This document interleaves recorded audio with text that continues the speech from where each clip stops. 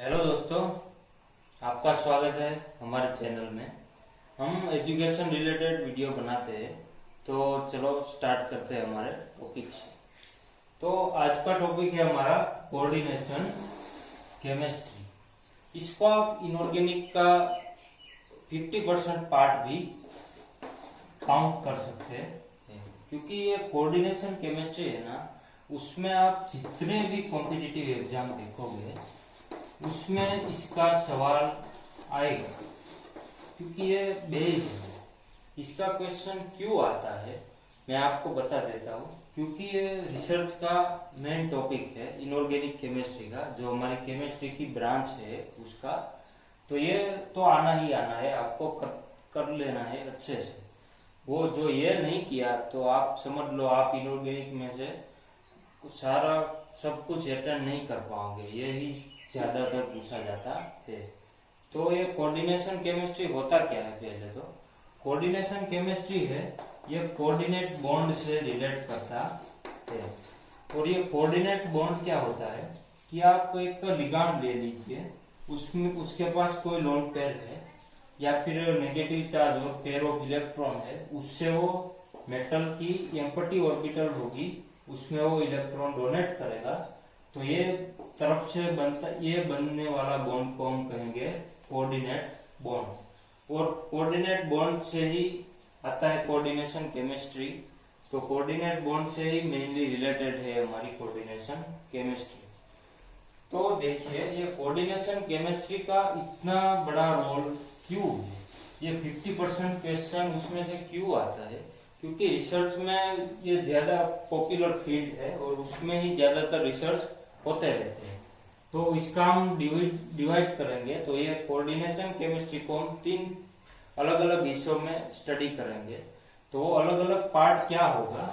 पहला पार्ट होगा हमारा कोऑर्डिनेशन कंपाउंड, जिसकी हम चर्चा आज ही करने वाले हैं। दूसरा हमारा होगा ऑर्गेनोमेटालिक, जो ये भी पॉपुलर फील्ड है और इसके तो मानो कि ड्रग्स में ज्यादातर यूज होता है। फिर आएगा बायो इनऑर्गेनिक केमिस्ट्री और ये लास्ट पार्ट है। तो ये बायो इनऑर्गेनिक केमिस्ट्री की भी हम स्टडी करेंगे। ये हमारे बॉडी के रिलेटेड होते हैं। बॉडी के अंदर जो एंजाइम्स प्रेजेंट होते हैं, कुछ ब्लड कैसा होता है, हीमोग्लोबिन, लाइक विटामिन B12, ये सब हम बायो इनऑर्गेनिक में स्टडी करेंगे। और ऑर्गेनोमेटालिक में हम सब कुछ डिटेल में स्टडी करेंगे, उसको मैं अगले लेक्चर में आपको बता दूंगा। तो आज हम बेसिकली डील करेंगे कोऑर्डिनेशन कंपाउंड के क्या पॉइंट है, क्या हम कोऑर्डिनेशन कंपाउंड के बारे में स्टडी करेंगे और इसके रिलेटेड बुक्स क्या है, वो मैं आज आपको ये लेक्चर में बता देता हूँ। तो चलिए अब हम शुरू करते हैं कोऑर्डिनेशन कंपाउंड। कोऑर्डिनेशन कंपाउंड में हम पढ़ेंगे क्या क्या, उसके बारे में हम आज जान लेते हैं। तो पहले पार्ट में पढ़ेंगे हम इंट्रोडक्शन एंड उसका नोमेनक्लेचर। तो बेसिकली इंट्रोडक्शन में हम क्या पढ़ेंगे कि वर्नर्स थियरी पढ़ेंगे, उसके बाद लिगेंड का क्लासिफिकेशन पढ़ेंगे, उसके बाद पॉलिंग का जो प्रिंसिपल आया था, पॉलिंग प्रिंसिपल, वो पढ़ेंगे। उसके बाद इलेक्ट्रॉन न्यूट्रलिटी प्रिंसिपल पढ़ेंगे। देन हम नोमेनक्लेचर के बारे में स्टडी करेंगे कि कोऑर्डिनेशन कंपाउंड का नोमेनक्लेचर कैसे करते हैं, कोऑर्डिनेशन कंपाउंड बेसिकली होता क्या है, ये सब हम पहले पार्ट इंट्रोडक्शन एंड नोमेनक्लेचर में पढ़ेंगे। और उसके बाद जो दूसरा पार्ट है हमारा, वो होगा आइसोमेरिज्म। ये आइसोमेरिज्म में हम क्या पढ़ेंगे? तो आइसोमेरिज्म में हम पढ़ेंगे कि स्टीरियो आइसोमर क्या है, उसके स्ट्रक्चरल आइसोमर पढ़ेंगे, देन उसकी ऑप्टिकल एक्टिविटी, उसके बारे में भी हम स्टडी करेंगे, कायरल है नॉन कायरल है ये सब, और पोजिशनल आइसोमेरिज्म के बारे में भी स्टडी करेंगे, फेस मर है, जियोमेट्रिकल आइसोमेरिज्म जैसे कि सीस एंड ट्रांस है, फिर आयोनाइजेशन, सोलवेट, हाइड्रेट, ये सब कोऑर्डिनेशन पोजीशन, कोऑर्डिनेशन पॉलीमराइजेशन, ये सब आइसोमेरिज्म हम पढ़ेंगे आइसोमेरिज्म के चैप्टर में। तो ये हमारे हो गए 2 पार्ट। अब हम तीसरा पार्ट जो स्टडी करने वाले हैं कोऑर्डिनेशन केमिस्ट्री के अंदर, वो हम बेसिकली पढ़ेंगे थ्योरीज। तो क्या है कि थ्योरीज ऑफ बॉन्डिंग, कि बॉन्डिंग के थ्योरीज आई कि कोऑर्डिनेशन कंपाउंड को हम कैसे अच्छी तरह से अंडरस्टैंड करें, कि कोऑर्डिनेशन कंपाउंड फॉर्म कैसे होता है, फॉर्म कैसे होता है, ये सब हम स्टडी करेंगे थियरीज ऑफ बॉन्डिंग में। तो थियरीज ऑफ बॉन्डिंग में बेसिकली हम क्या पढ़ेंगे, वीबीटी पढ़ेंगे कि जो हाइब्रिडाइजेशन के बेस है, कैसे कॉम्प्लेक्स का हाइब्रिडाइजेशन निकालते हैं, मैग्नेटिक प्रॉपर्टी, ये सब उसमें पढ़ेंगे वीबीटी में। पर वीबीटी फेल हो जाता है कि वो मैग्नेटिज्म अच्छे से एक्सप्लेन नहीं कर पाता, spectra, colour property, spectral property, ये सब भी एक्सप्लेन नहीं कर पाती। ये हमारी वीबीटी वैलेंस बॉन्ड थ्योरी।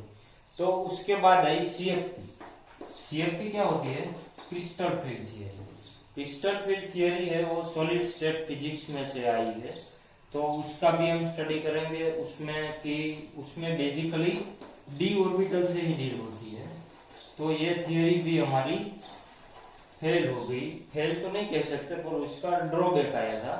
तो वो ड्रॉबैक के साथ हम स्टडी करेंगे। ये भी colour and spectral property explain कर पाती है, पर हमारी मेटल की जो एस एंड पी ऑर्बिटल है उसका क्या रोल है, ये हमें सीएफटी नहीं बता पाती थी।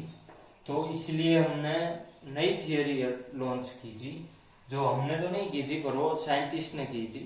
ये होगी एलएफटी, और उसको कभी कभी लोग एसीएफटी भी बोलते हैं, और भी उसके कई नाम है, वो मैं आपको अगले लेक्चर में डिस्कस कर दूंगा।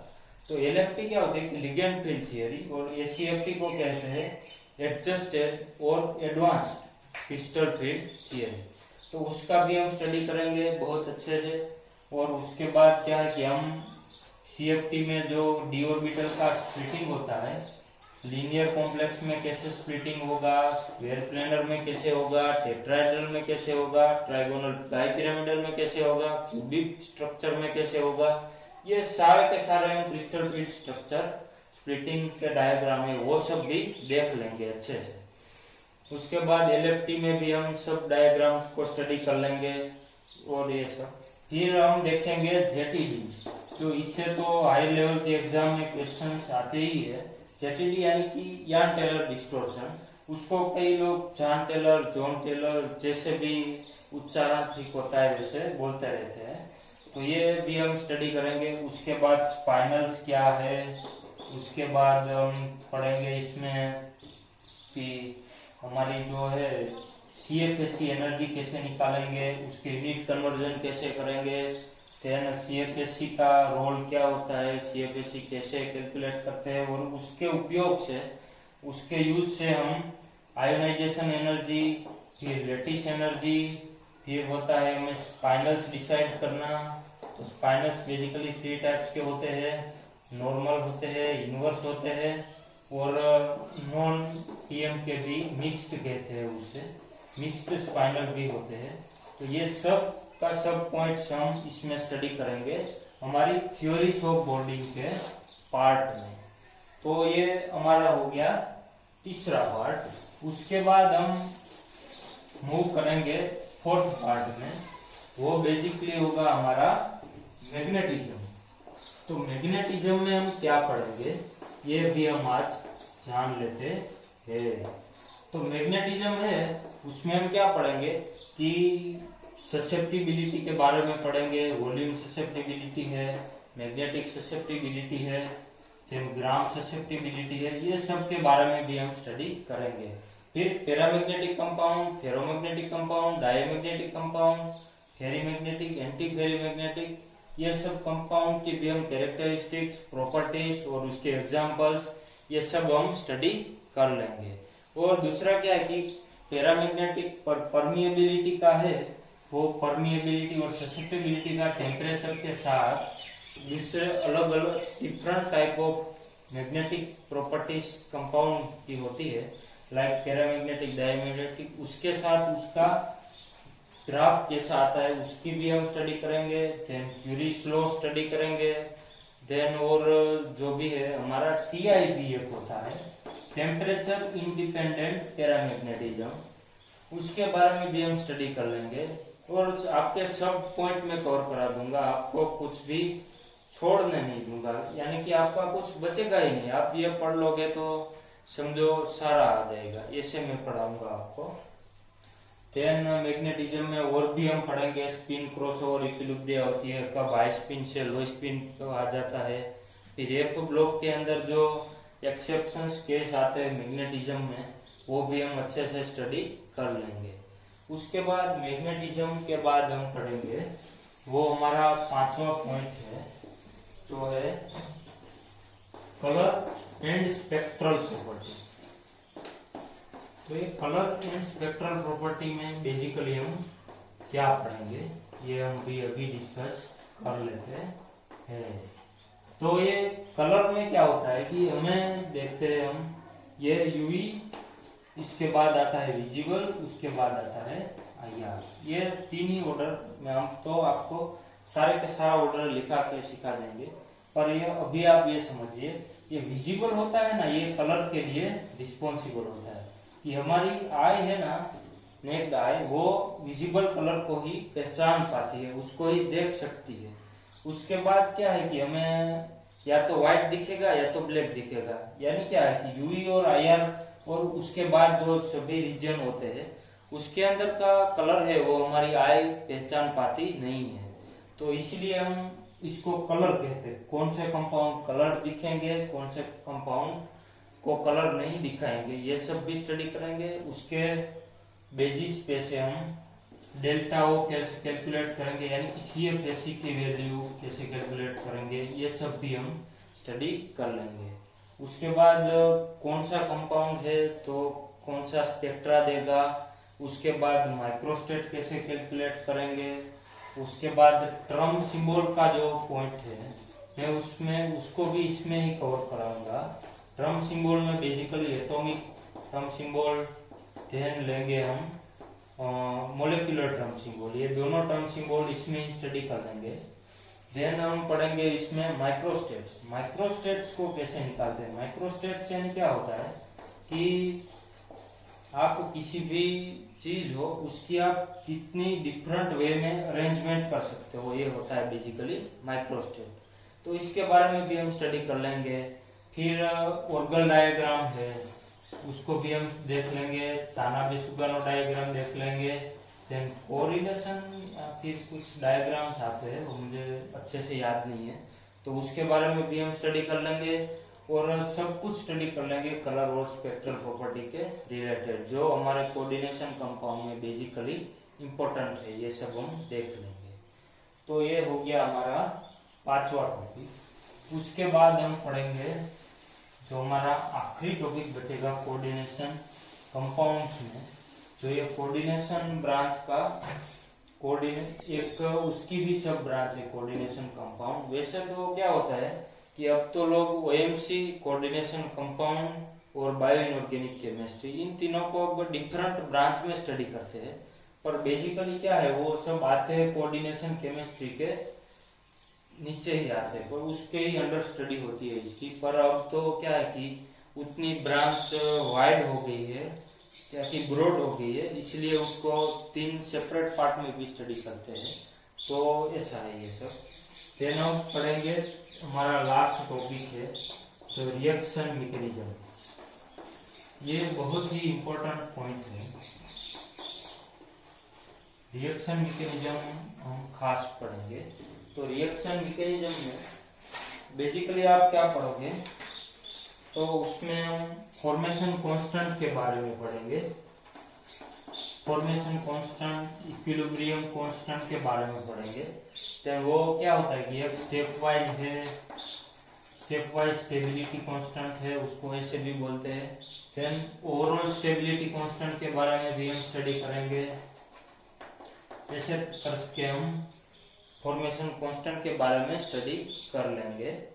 उसके बाद होता है जो हमारा कॉम्प्लेक्स है, उसके ऊपर फैक्टर्स जो अफेक्ट करते हैं, तो उसकी फैक्टर्स अफेक्टिंग टेंडेंसी को भी पढ़ लेंगे। उसमें हम बेसिकली क्या पढ़ेंगे, मेटल पे कौन कौन से फैक्टर अफेक्ट करते हैं, लाइक ऑक्सीडेशन स्टेट है, देन इरविन विलियम सीरीज है, जेटीडी का इफेक्ट होता है, देन उसका इलेक्ट्रॉन कितने हैं मेटल के अंदर वो भी इफेक्ट करता है। तो ये सब मेटल के भी हम फैक्टर अफेक्टिंग पढ़ेंगे।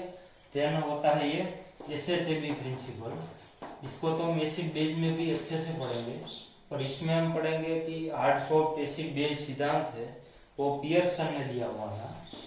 तो ये हम पढ़ लेंगे अच्छे से कि हार्ड इंटरेक्शन अच्छा होता है, सॉफ्ट इंटरेक्शन अच्छा होता है। वो बॉन्ड उसके बीच में जो बॉन्ड बनता है वो स्ट्रॉन्ग बनता है comparison to hard and soft interaction. ये भी हम डिटेल से पढ़ेंगे, उसमें हम कुछ छोड़ेंगे नहीं आपका। देन दूसरा पढ़ेंगे इसमें कि आपका थर्मोडायनेमिक स्टेबिलिटी है, बेसिकली काइनेटिक स्टेबिलिटी है, अरेनियस इक्वेशन के स्टडीज है, जो काइनेटिक स्टेबिलिटी है और थर्मोडायनेमिक स्टेबिलिटी है, ये सब भी हम पढ़ लेंगे कॉम्प्लेक्स की। देन आता है हमारा उसका जो हाइड्रोलिसिस रिएक्शन होता है कॉम्प्लेक्स का, हाइड्रोलाइसिस रिएक्शन ये पढ़ेंगे। उसमें associative mechanism, dissociative mechanism, interchange mechanism. तो इंटरचेंज में दो तरीके से मैकेनिज्म होते हैं, interchange associative and interchange dissociative. इन सब के ग्राफ्स को भी स्टडी करेंगे और उसकी एक्टिवेशन एनर्जी वगैरह वो देखेंगे। बाद में हम देखेंगे ट्रांस इफेक्ट है, ट्रांस इफेक्ट की जो थियरी होती है वो फायर बॉन्डिंग थियरी है, देन पोलराइजेशन थियरी है, ये सब भी हम पढ़ेंगे अच्छे से। और उसके बाद हम क्या पढ़ेंगे कि रेडॉक्स रिएक्शन के बारे में पढ़ेंगे। तो redox reaction basically, redox reaction में हम क्या पढ़ेंगे वो मैं आपको भी बताता हूँ। तो जो रेडॉक्स रिएक्शन है, रेडॉक्स रिएक्शन उसमें हम inner sphere, outer sphere, then inner sphere via bridging, outer sphere कैसे होता है और टू मेटल्स में कैसे ट्रांसफर करते हैं, ये सब पढ़ेंगे। उसके बाद हम पढ़ेंगे non complementary and complementary reaction, ये भी बहुत अच्छा पॉइंट है। तो ये non complementary and complementary reactions के बारे में पढ़ेंगे। उसके बाद पढ़ेंगे रिमोट अटैक कैसे होता है कॉम्प्लेक्स के ऊपर, वो भी स्टडी करेंगे। उसके बाद क्रॉस रिएक्शन कैसे होता है, उसके बाद मर्कस हर्श थियरी के बारे में पढ़ेंगे। इससे भी क्वेश्चंस कभी कभी आ जाता है एग्जाम में, तो ये भी पढ़ेंगे। देन फोटोकेमिकल रिएक्शन भी हम पढ़ लेंगे। फोटोकेमिकल रिएक्शन में क्या है कि जो कंपाउंड कॉम्प्लेक्स है वो फोटोकेमिकल स्टेट में चला जाएगा, तो वहां वो रिएक्शन बहुत स्पीडली देगा। तो ये भी बहुत ही इम्पोर्टेंट पॉइंट है, क्योंकि उसका क्वेश्चन भी कभी कभी आ जाता है एग्जाम में। तो ये सब हम पढ़ेंगे रिएक्शन मैकेनिज्म के पॉइंट में। और एक बात भूल गया कि इनर्ट और लेबाइल कॉम्प्लेक्स के भी बारे में भी हम स्टडी करेंगे। उसके बाद जो है हमारा जो pi donor as well as sigma donor second है, उसका कॉम्प्लेक्स पर क्या इफेक्ट होता है, उसके लिए रिएक्शंस कैसे कॉम्प्लेक्स फॉर्म करता है। देन हमारा कोबाल्ट है जो वो एक्सेप्शनल केस है, वो भी हम बर्नर थियरी के दौरान और सीएफटी के दौरान पढ़ लेंगे। सब कुछ आपका कवर करा देंगे और ये सब हो जाएगा आपके लिए। तो ये इतना आपको पढ़ना है। कोऑर्डिनेशन कंपाउंड में कोऑर्डिनेशन केमिस्ट्री की जो एक सेपरेट ब्रांच है, उसे तो कोऑर्डिनेशन केमिस्ट्री भी बोलते हैं कहीं कहीं, और कोऑर्डिनेशन कंपाउंड भी बोलते हैं। तो उसमें हम बेसिकली टॉपिक कितना डिस्कस किए हमने पढ़ने के लिए।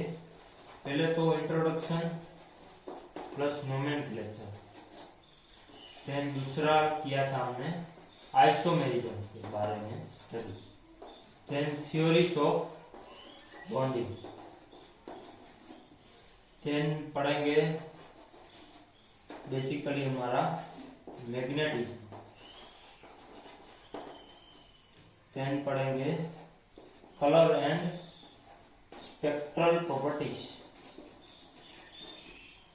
देन पढ़ेंगे हम फाइनली रिएक्शन मैकेनिज्म। तो इतने पॉइंट्स आते हैं हमारे कोऑर्डिनेशन कंपाउंड और कोऑर्डिनेशन केमिस्ट्री के रिलेटेड। तो ये सब पॉइंट हम और अच्छे से कर लेंगे। और उसके वेटेज की मैं बात करूं तो जो आपका हायर लेवल का एग्जाम होता है नेट एंड गेट, तो नेट में बेसिकली ये आता है 16 से 20 मार्क्स का, गेट में आता है 15 मार्क्स तक का आता है, 9 से 15 मार्क्स तक का आता है। तो ये कोऑर्डिनेशन केमिस्ट्री तो आपको अच्छे से ही पढ़ना है।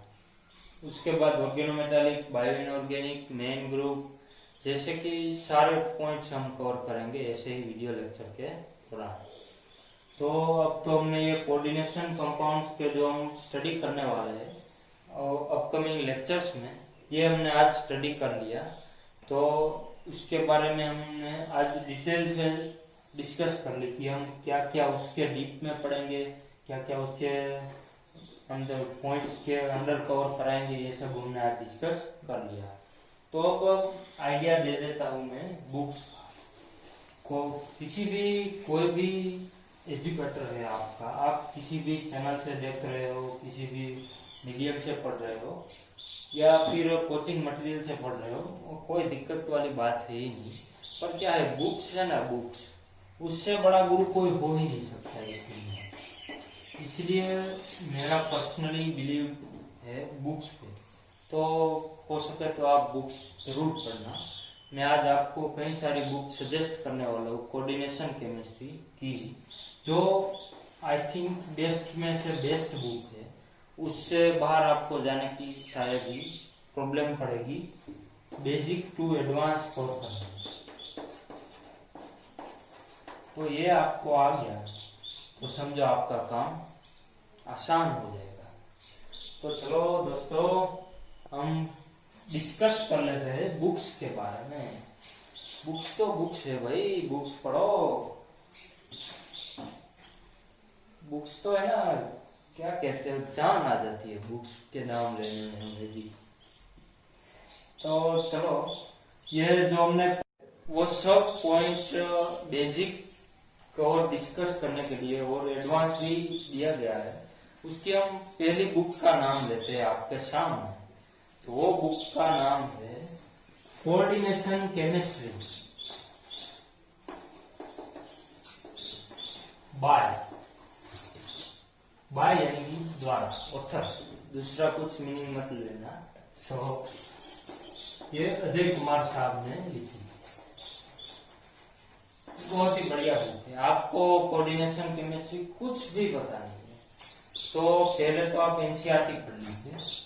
एनसीईआरटी में जो दिया हुआ है 11-12 में, जैसे हम 11-12 का भी एक सेपरेट कोर्स चलाएंगे, सेपरेट वीडियो डालेंगे और बेसिकली हम 2 पार्ट्स में वीडियो डालेंगे, 11-12 एंड एक 1 डालेंगे हायर लेवल का।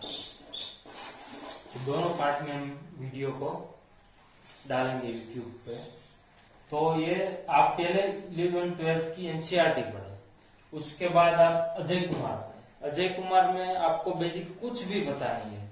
अजय कुमार में बेसिक से इतनी आसान भाषा में दिया हुआ है कि और कोई समझ लेगा, इतनी इजी इंग्लिश लिखी हुई है वो सामने। तो ये अजय कुमार की बुक बहुत ही बढ़िया है। और जो आप खरीदना चाहते हो तो उसकी लिंक मैं आपको डिस्क्रिप्शन में दे दूंगा। और सॉफ्ट कॉपी तो शायद आपको मिल ही जाएगी, नहीं मिली तो आप हमें टेलीग्राम ग्रुप्स में अपलोड करवा दूंगा। ओके। देन दूसरी बुक्स आती है जो हमारे काम की है, वो होती है inorganic chemistry bye micellar and tough, यानी कि grey L micellar and Donald tough. और तीसरा भी कोई ऑथर है, मैं नाम तो उसका भूल गया। तो ये बुक भी बहुत बढ़िया है, उसमें भी इनऑर्गेनिक ऐसे अच्छे से एक्सप्लेन किया हुआ है कि उसकी तो बात ही छोड़ो। ये फॉरेनर ऑथर है और ये है इंडियन ऑथर। अगर आपको फॉरेनर ऑथर पढ़ने में दिक्कत होती है तो पहले इंडियन ऑथर पढ़े, उसके बाद फॉरेनर ऑथर पढ़े, क्योंकि फॉरेनर ऑथर को आप पढ़ेंगे तो आपकी साइंटिफिक लैंग्वेज का कमांड है वो बहुत ही डिफरेंट लेवल का हो जाएगा। जैसा कोई फॉरेनर बुक्स नहीं पढ़ेगा, आपने उसके कंपेयर में फॉरेनर बुक्स स्टडी की है तो आपका लेवल साइंटिफिक लैंग्वेज का उससे कहीं ज्यादा आएगा। इसलिए पहले इंडियन ऑथर पढ़े, बाद में फॉरेनर ऑथर भी आप पढ़ सकते हो। उसके बाद तीसरी बुक आती है inorganic chemistry principles of structure and reactivity by James C Huheey. उसके साथ दो ऑथर और है, Ellen A Keiter and Richard A Keiter. तो ये बुक भी काफी बढ़िया है। उसकी लैंग्वेज है ना बहुत ही टफ है, जो जिसको इंग्लिश अच्छे से नहीं आती है उसके तो ये टफ लगेगी लैंग्वेज। मैं भी पहले पढ़ी थी तब 3-3 पेज, एक पेज को 3-3 बार पढ़ने के बाद वो ही समझ में आता था कि ये कहना क्या चाहते हैं हमारे हुई साहब। इतनी तो आड़े पर ऐसा भी नहीं है आपको समझ में नहीं आएगा, बहुत अच्छे से समझ में आएगा। ये भी बुक बहुत अच्छी है इनऑर्गेनिक केमिस्ट्री के लिए। और कोऑर्डिनेशन केमिस्ट्री में भी इसमें काफी सारा अच्छे से एक्सप्लेन किया हुआ है। और इसकी बुक की बात करें तो कोऑर्डिनेशन केमिस्ट्री जो अजय कुमार ने लिखी है उसको कई लोग इंडियन हुई भी कहते हैं। और हुई है ना वो बहुत ही कॉन्साइज मैनर में बहुत ही अच्छे से एवरी पॉइंट्स को डिस्कस किया हुआ है, तो वही बुक भी अच्छी है। देन आती है हमारी concise inorganic chemistry by J D Lee. J D Lee से आप मेन ग्रुप पढ़ सकते हैं। कोऑर्डिनेशन केमिस्ट्री बहुत अच्छे से एक्सप्लेन किया हुआ है, तो ये जेडी ली बुक भी अच्छी है। पर क्या है, कोऑर्डिनेशन केमिस्ट्री का ऐसा है कि वो आपको सारे पॉइंट एक बुक्स में मिलना बहुत ही मुश्किल काम है। सो इसलिए आपको डिफरेंट बुक्स का यूज करना पड़ेगा। अजय कुमार में वैसे सब कुछ मिल जाएगा, वही में भी अच्छे से दिया हुआ है, मिसलर एंड टार में भी अच्छे से दिया हुआ है। तो उसके बाद हम देखेंगे बुक्स जो मैग्नेटो केमिस्ट्री की बुक है जो श्यामल एंड दत्ता ने लिखी हुई है। तो उसका नाम है elements of magneto chemistry by Shyamal and Datta. तो मैग्नेटो केमिस्ट्री के लिए बुक बहुत ही बेस्ट है, श्यामल एंड दत्ता। श्यामल एंड दत्ता ये बुक है। फिर हम देखेंगे कैथरीन हाउसक्रोफ्ट इनऑर्गेनिक केमिस्ट्री की बुक है, उसमें भी आपको सारे कोऑर्डिनेशन केमिस्ट्री के पॉइंट मिल जाएंगे। ये भी अच्छी बुक है, मैंने भी ये पढ़ी थी कोऑर्डिनेशन केमिस्ट्री के लिए सम पॉइंट्स। देन होगा एलएफटी लिगेंड फील्ड थ्योरी, इसके ऊपर एक सेपरेट बुक, उसमें ग्रुप थियोरी का भी एक्सप्लेन किया हुआ है कि ग्रुप थियोरी की हेल्प से आपको ऑर्बिटल कैसे निकालोगे। देन स्पेक्ट्रा को अच्छे से एक्सप्लेन किया हुआ है। देन जो कहते हैं ना वो कि स्प्लिटिंग करता है तो उसका गैप है वो 10 DQ लेते हैं। तो 10 DQ क्यों लेते हैं, ये क्वेश्चन को लेकर मैं ग्रेजुएशन में बहुत ही कंफ्यूज था। फिर मैंने ग्रेजुएशन में ये बुक से पॉइंट्स पढ़े थे, तब मुझे पता चला कि ये 10 DQ गैप क्यों होता है। तो ऐसे बहुत ही इंटरेस्टिंग पॉइंट्स एलएफटी की लिगेंड फील्ड थियरी की बुक में है। उसको एफएन फिक्स क्या फिक्स है या जीएन फिक्स है, मैं श्योर नहीं, पर फिक्स तो जरूर है। तो ये बुक भी काफी अच्छी है, ये बुक भी आप पढ़ सकते हो एडवांस लेवल की स्टडी के लिए। उसके बाद आता है एसिम के दास, एके दास, तो ये इंडिया में बहुत ही फेमस ऑथर है। इनऑर्गेनिक केमिस्ट्री का उसका वॉल्यूम है 7, कोऑर्डिनेशन केमिस्ट्री के ऊपर। तो ये बुक भी बहुत अच्छी है। इनऑर्गेनिक केमिस्ट्री अब आप अगर आप पूरी पढ़ना चाहते हैं कंप्लीटली, तो उसके 7 वॉल्यूम है, बहुत ही अच्छे से एक्सप्लेन किया है। मैंने एक बुक एक बार पढ़ी थी पर पूरा तो नहीं पढ़ा है, तो पता नहीं, पर ये बुक बहुत ही अच्छी है, मैंने सम पॉइंट्स इसमें पढ़े थे एक बार। देन आएगा हमारा एक और बुक है जो रिएक्शन और मैकेनिज्म, इनऑर्गेनिक केमिस्ट्री के रिएक्शन मैकेनिज्म, कोऑर्डिनेशन केमिस्ट्री के भी आते हैं उसमें, ओएमसी के भी आते हैं। उसके लिए बेस्ट बुक इन वर्ल्ड, शायद ही उससे अच्छी बुक आपको मिलेगी, गारंटी के साथ कहता हूँ 100%। वो है inorganic reaction mechanism, inorganic reaction mechanism by Basolo and Pearson. उसका फुल नेम है Fred Basolo and Ralph G Pearson. उससे अच्छी बुक्स तो आप रिएक्शन मैकेनिज्म के पॉइंट्स में आपको कहीं मिल ही नहीं सकती, शायद ही मिलेगी, क्योंकि ये बेस्ट बुक है, उसके कोई कंपैरिजन है ही नहीं। तो उसके बाद कहीं कहीं वुल्फ्सबर्ग में से भी स्टडी अच्छी होती है, वुल्फ्सबर्ग की बुक है grey GARY Wolfsburg, inorganic chemistry की बुक है, वो भी बहुत अच्छी है। उसके बाद तो कई सारी कोऑर्डिनेशन केमिस्ट्री में बुक्स, बहुत ही अच्छी बुक्स मिलेगी आपको। तो इतनी सारी बुक्स आप एक एग्जाम के लिए पढ़ोगे, ये तो बहुत ही डिफिकल्ट होगा, क्योंकि इतनी बुक इतने कम टाइम में पढ़नी तो शायद ही पॉसिबल है, क्योंकि आप इतने सारे कॉन्सेप्ट्स को तो कवर ही नहीं कर पाओगे। तो क्या कोऑर्डिनेशन केमिस्ट्री पढ़ोगे आप, ऐसा कहोगे, पर ऐसा नहीं है। आपको क्या करना है, बेसिकली पहले अजय कुमार पढ़ लेनी है, उसके बाद क्वेश्चंस को प्रैक्टिस करना है। तो अजय कुमार से आपका सब क्वेश्चंस हो जाएंगे, शायद ही कोई क्वेश्चन ऐसा होगा कि वो आपसे नहीं हो पाएगा। वो मिसलर, अजय कुमार के बाद आप जाइए मिसलर एंड टार्क बुक। ये मिसलर एंड टार्क की बुक बहुत ही बेस्ट है, रिएक्शन मैकेनिज्म, स्पेक्ट्रा भी अच्छे से एक्सप्लेन किया है, थ्योरीज ऑफ बॉन्डिंग भी एक्सप्लेन अच्छे से की हुई है। तो ये भी बुक बहुत ही अच्छी बढ़िया है, तो आप उसमें से भी पढ़ सकते हो।